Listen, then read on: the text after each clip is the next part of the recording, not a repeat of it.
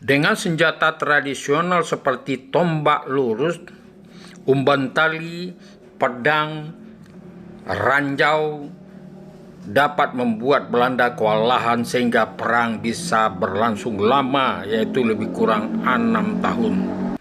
Assalamualaikum warahmatullahi wabarakatuh. Salam jumpa kembali dengan channel kesayangan kita, Ars. Pertemuan kita kali ini adalah mengekspos hasil kunjungan kami ke Museum Imam Bonjol di daerah Pasaman, Provinsi Sumatera Barat. Tujuannya adalah untuk mengenal lebih dekat tentang perjuangan Tuanku Imam Bonjol dengan pasukan padrinya melawan Belanda pada abad ke-19.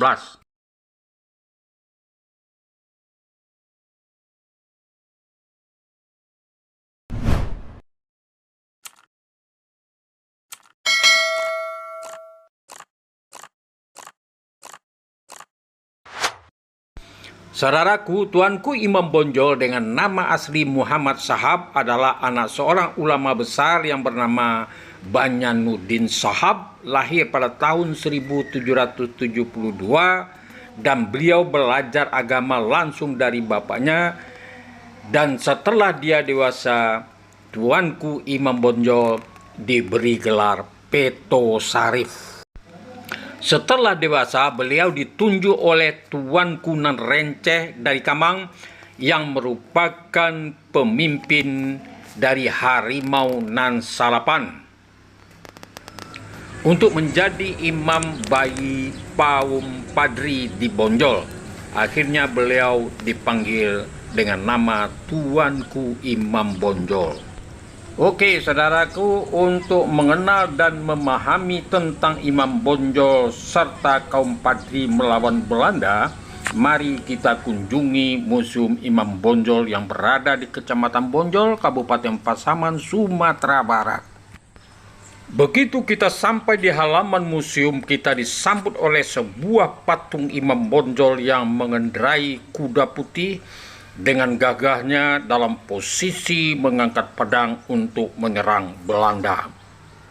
Di belakang patung tersebut terdapat sebuah bangunan berlantai 2 dengan atap gonjong, di mana di dalamnya dipamerkan atau diperagakan mulai dari persenjataan dan perlengkapan perang kaum abdi dan Tuanku Imam, serta juga terdapat baju serta sorban dari Tuanku Imam Bonjol.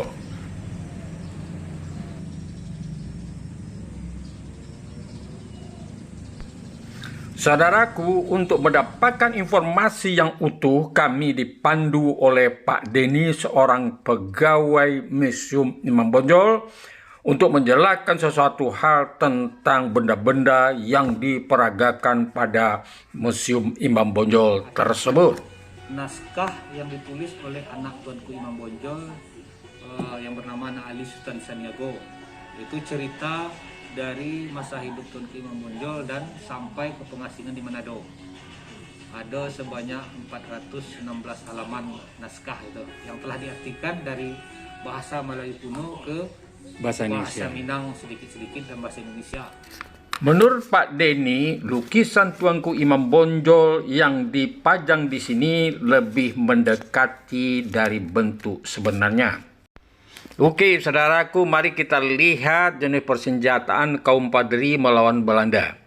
Secara garis besar, perlengkapan perang masih didominasi oleh senjata tradisional seperti pedang, tombak, keris, umban tali, dan ranjau bambu yang ditanam di tanah dan dilempar, terbuat dari bambu yang diruncingkan. Ranjau ini sangat ditakuti oleh pasukan Belanda. Dan untuk lebih jelasnya, mari kita gali dari Pak Denny sebagai seorang yang mengetahui tentang peralatan yang ada di museum ini. Ya Pak Denny? Ya, jadi ini yang bernama adalah bedil balansa. Bedil balansa ini adalah rakitan dari pasukan dan panglima-panglimanya pasukan padri dan juga masyarakat di zaman padri atau abad 18 untuk melawan musuh. Yang dibuat oleh masyarakat setempat, digunakan untuk melawan musuh. Ini yang bernama bedil balansa. Kalau bahasa Indonesia, bedil angin kali nak? Senapan panjang, bedil angin. Bukan. Ya, ini kalau diartikan ke dalam bahasa Indonesia. Atau senapan angin? Atau senapan angin di sekarangnya. Kemudian ada juga yang namanya stenggal, itu buatan Eropa yang dirampas oleh pasukan Padri. Ada di sebelah sana, jadi panjangnya melebihi dari bedil balansa. Ini dinamakan stenggal. Nah, ini apa namanya nih, Pak? Ini namanya adalah sebuah meriam dan peluru umban tali. Jadi peluru ini yang berasal dari besi, ada yang dari tembaga, dilobangi, diisi mesiu, kemudian diputar-putar dan dilemparkan. Kemudian meriam ini adalah merupakan duplikat dari meriam aslinya yang bernama Sultan Palembang. Meriam aslinya ada 2 kilo dari museum ini. Karena mitos masyarakat meriam ini tidak bisa diangkat dari bawah, dari tanah ke atas. Jadi duplikatnya diletakkan atau dibuat di museum kita ini, yang bernama meriam Sultan Palembang. Dan selanjutnya Pak, ini senjata apa nih namanya Pak? nah, ini namanya adalah tombak lurus. Jadi tombak lurus ini digunakan untuk menyerang musuh. Berarti dilempar nih ya? Ya, ada yang dilemparkan, ada dengan jarak dekat. Sekarang digunakan oleh masyarakat untuk berburu babi atau dibawa ke ladang. Nah, dulu digunakan untuk menyerang musuh secara jarak dekat dan jarak jauh atau dilemparkan. Yang bernama tombak lurus. Tombak lurus berarti sasarannya harus tepat nih. Nah, ini kita menemukan lagi sebuah senjata yang mirip senjata-senjata yang bukan buatan Indonesia ini kayaknya. Ini senjata apa nih Pak? Pak Denny? Ini senjata kalau kita sebut adalah yang dua itu adalah pistol, yang ini adalah stengga. Jadi stengga ini adalah senjata buatan Eropa untuk memerangi atau menjajah di negeri kita Nusantara ini. Jadi senjata ini direbut oleh pasukan Padri terhadap tentara-tentara Inggris atau tentara Eropa yang datang ke Minangkabau. Oh gitu. Jadi senjata ini bernama stengga yang panjang 1,5 meter. Dibuat dan dipergunakan oleh bangsa Eropa. Jadi pelurunya nggak tahu nih Pak ya, apa jenis pelurunya? Mungkin bulat-bulat itu kali ya? Iya, dari besi. pelurunya tetap bulat dari baja, dari tembaga. Cuman bedanya adalah stengga ini karena panjangnya ini, kalau menurut ceritanya sasaran lebih tepat kalau ujung moncongnya itu panjang. Oh iya. Daripada pendek, sasarannya lebih tepat yang panjang. Oh gitu ya. Stengga. Di sini juga dipamerkan badia batuang yang terbuat dari bambu. Katanya cukup efektif juga untuk melawan Belanda. Saudaraku, di sini juga dipamerkan alat-alat komunikasi dari kedua belah pihak, seperti terompet yang dipergunakan oleh pasukan Belanda dan talempong yang dipergunakan oleh pasukan Padri. Di sini juga dipamerkan baju dan sorban dari Tuanku Imam. Dengan persenjataan yang dominan tradisional, Belanda mengakui bahwa sangat sulit untuk menaklukkan kaum Padri. Cara yang paling efektif menurut Belanda adalah melakukan perjanjian dengan kelicikan-kelicikan serta mendatangkan bantuan dari kaum Melayu yang di luar orang Minangkabau seperti kaum atau suku Bugis yang dari Makassar yang didatangkan ke sini untuk melawan kaum Padri.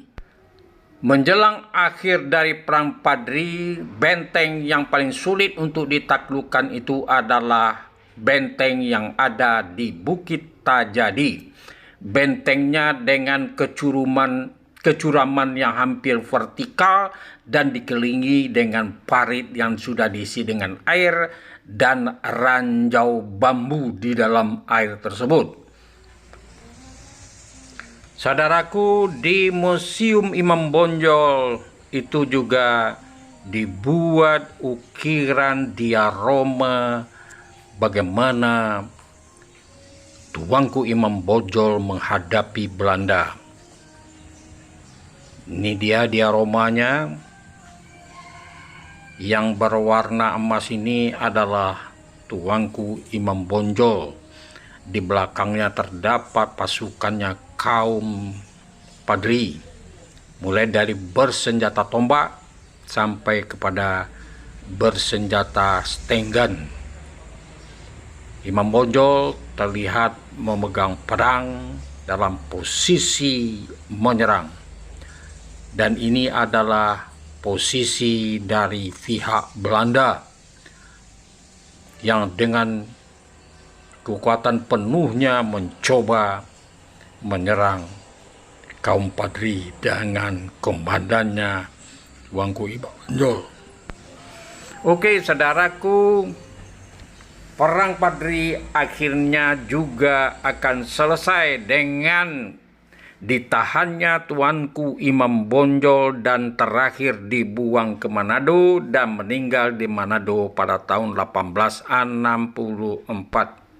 Oke saudaraku, itulah tadi tayangan kami tentang kunjungan kami ke Museum Imam Bonjol di daerah Pasaman.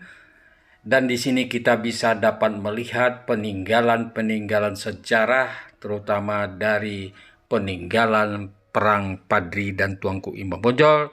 Semoga tayangan ini bermanfaat. Dan jika bermanfaat, silakan Anda share kepada teman-teman yang lain. Dan kami sudahi dengan wassalamualaikum warahmatullahi wabarakatuh. Sampai jumpa pada episode yang akan datang.